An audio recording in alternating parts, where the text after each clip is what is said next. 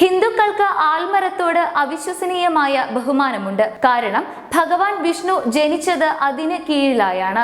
ഹിന്ദുമത വിശ്വാസികൾ അനുഗ്രഹവും മാതൃത്വവും തേടി ആൽമരങ്ങളുടെ തടിയിൽ ചരടുകൾ കെട്ടുന്നു.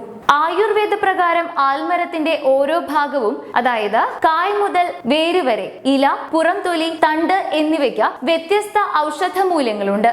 കൂടാതെ ആസ്മ, എക്സിമ, മറ്റ് ത്വക്ക് രോഗങ്ങൾ, അപസ്മാരം, ഗ്യാസ്ട്രിക് തുടങ്ങിയ നിരവധി രോഗങ്ങൾ ചികിത്സിക്കാൻ പുരാതന ഇന്ത്യക്കാർ ഇതിൽ പലതും ഉപയോഗിച്ചിരുന്നു. പരമശിവന്റെയും ആൽമരത്തെയും ബന്ധത്തെക്കുറിച്ച് ധാരാളം കഥകളിൽ വിശദീകരിക്കുന്നു. സ്ഥിരമായി ആൽമരത്തെ ആരാധിക്കുകയും വെള്ളം നൽകുകയും ചെയ്യുന്നത് ശിവനെ പ്രസാദിപ്പിക്കാനുള്ള വഴിയാണ്.